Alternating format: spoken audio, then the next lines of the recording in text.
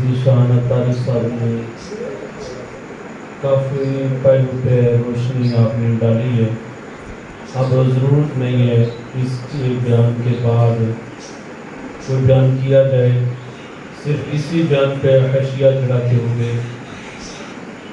یہ عرض کرنا چاہتا ہوں کہ آپ یہ بار بار سنت رسول درش کے حوالے سے کہ زور دے رہے تھے. غزوہ احد میں جو مسلمان صحابی رسول شہید ہوئے اور ان کی قبریں تیار کی گئی اور ایک ہی قبر میں کئی اصحاب کو شہداء کو رکھا گیا اور جنازے کے حوالے سے ترتیب جو ہے وہ اس طرح کی ہوئی کہ جو زیادہ متقی تھا، جو زیادہ قرآن جاننے والا تھا، اس کو آگے رکھا گیا.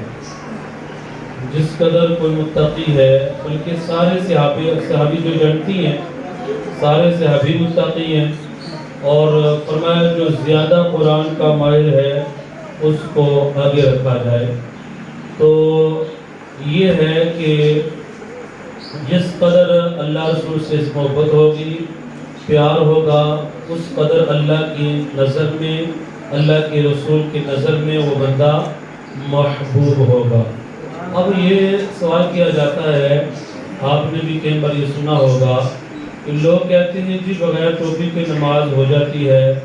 اور آج ہمارے حفاظ کرام جو ہے نا ان کو ٹوپی بڑی بھاری لگتی ہے، چہرے پہ داڑھی بڑی بھاری لگتی ہے، وہ کسی بہانے سے بھی تھوڑا سا کاٹ دیتے ہیں. کیونکہ میرا بھی تقریباً 35-40 سال کا یہ تجربہ ہے. تو پوچھا جائے نا بھائی عمر بھائی یہ کیا کیا، تو کہتے ہیں میں تھکا ہوا تھا تو نئی بھائی کے پاس بیٹھا تو مجھے اونگ آ گئی، نیند آ گئی، پتہ نہیں اس نے پھر میرا ساتھ کیا کر دیا. جھوٹ بولتے ہیں نا، ایسا نہیں ہوتا. تو معزز سامعین کرام، یہ کہا جاتا ہے بغیر ٹوپی کے نماز ہو جاتی ہے، داڑھی چھوٹی بھی ہو چل جاتی ہے. تو ایک بزرگ فرمانے لگے پہلے تو لوگوں کی باتیں سنتے رہے نا کہ ایسے بھی ہو جاتا ہے، ایسے بھی ہو جاتی ہے، ایسے بھی ہو جاتی ہے، فرض پڑھ کے آ جو کچھ نہیں ہوتا، کچھ نہیں ہوتا.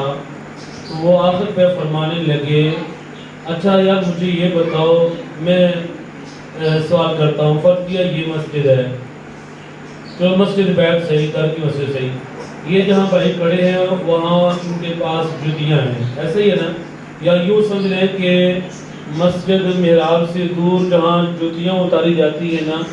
جوتا اتارا اور مسجد کے اندر ہم نے قدم رکھا، وہ جگہ مسجد ہے کہ نہیں؟ جہاں جوتا اتار کے ہم نے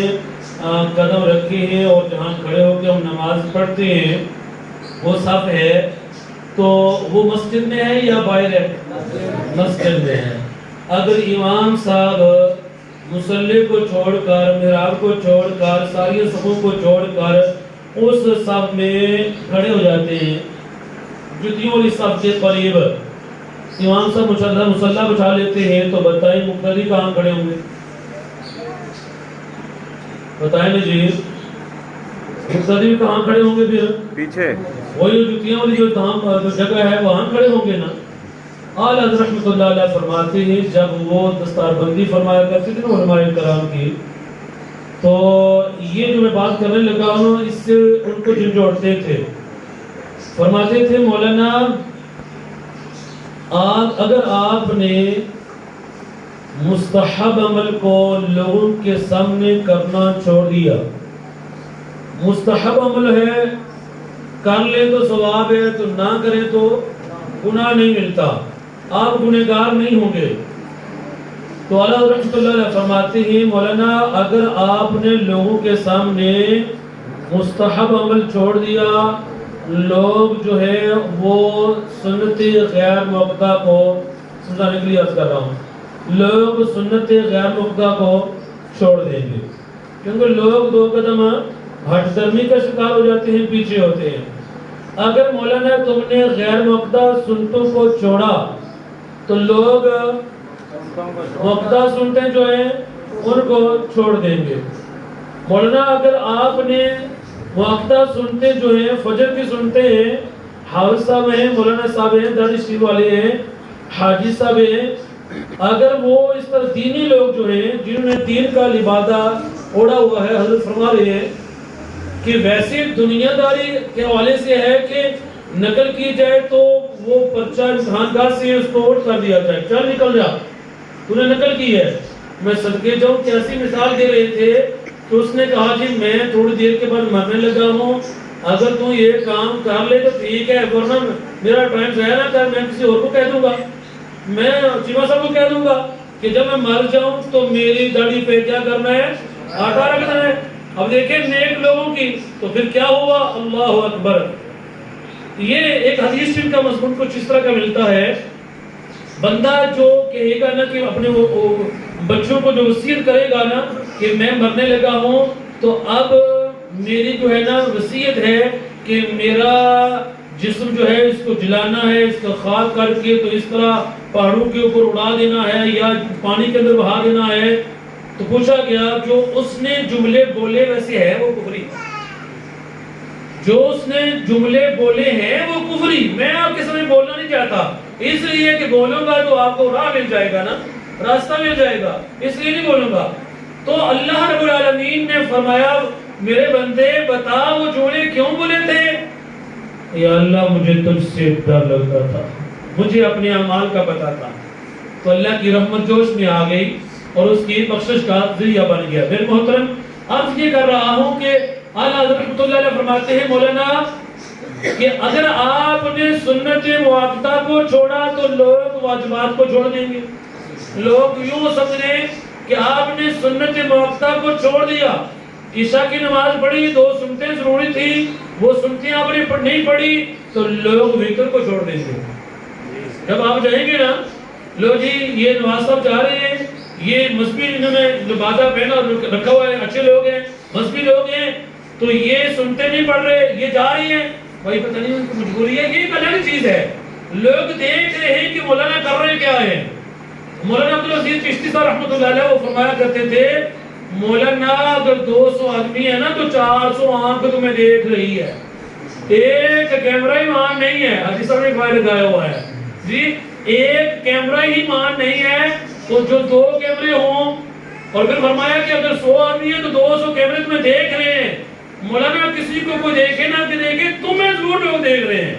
تو اس لیے تم نمونہ ہو، تم رسول اللہ کی نائب ہو، تم نے رسول اللہ کی مصلی پہ کھڑا ہونا ہے، تم نے رسول اللہ کی منبر پہ بیٹھنا ہے، تمہارا جو ہے وہ سلسلہ وہ ایسا ہو جو رسول کریم صلی اللہ تعالی علیہ وآلہ وسلم کا طریقہ ہے۔ تجھے اس لیے لوگوں نے مصلی پہ فائز کیا ہے۔ تو میں عرض کر رہا ہوں اگر سنت مؤکدہ کو چھوڑو گے تو لوگ وتر پڑھنا چھوڑ دیں گے، اگر تم واجب کو چھوڑ دو گے تو لوگ فرض عین کو چھوڑ دیں گے۔ اس لیے یہاں ہماری خرابی ہے، ہم نے اگر نماز پڑھانی ہے تو ٹھیک ہے، ہم مصلی میں کھڑے ہو جاتے ہیں، اگر نہیں پڑھانی تو ہم نے بڑے میں نے دیکھے بڑے کیونکہ میری تقریباً 50 سال کی قریب عمر ہو گئی ہے اور سارا سلسلہ جو ہے وہ انہی ہی کے اندر میں نے گزارا ہے۔ اگر تراویح میں قرآن سنانا ہے تو ٹھیک ہے، نہیں سنانا تو فرض نماز پڑھنی ہے تو ٹھیک ہے، دوڑ جاتے ہیں جی۔ تو بھائیو یہاں پر ہمارا بھی قصور ہے، ہم نے عوام کو اس طرف لگایا ہے۔ اگر ہم جو ہے وہ ٹوپی پہن کر یا امامہ شریف باندھ کر نماز پڑھیں گے نا یا امامہ باندھ کر رکھیں گے نا تو ہم سے کوئی یہ نہیں پوچھے گا مولوی جی بغیر ٹوپی تو نماز ہو جاتی ہے، نہیں پوچھے گا، کیونکہ وہ سمجھتا ہے کہ یہ مولوی صاحب بھی انسان ہے، یہ مولانا انسان ہے، انہوں نے اتنی گرم ٹوپی پہنے ہوئی ہے گرمیوں میں، اور پھر انہوں نے یہ 5 گز کا جو ہے وہ امامہ شریف باندھا ہوا ہے، یہ ان کا سر ہے، یہاں دانے نہیں کر سکتے ہیں، گرمی ہے، بلڈ پریشر ہے، گیس کی پرابلم ہے، دیگر معاملات ہیں، تو پتہ ہے کہ اگر پوچھوں گا مول سے مکہ مار دیں گے ظالمہ، یہ دیکھ میں نے اتنا انتہام کیا ہوا ہے اور تو اس قدر رسول اللہ کی سنت سے بھاگنا چاہتا ہے۔ تو معزز سامعین کرام آخر میں یہ عرض کرنا چاہتا تھا، یہ حشیہ ہے بار چلو آخر میں یہ عرض کرنا چاہتا ہوں، بڑی تکلیف ہو رہی ہے، نوجوان ننگے ہیں،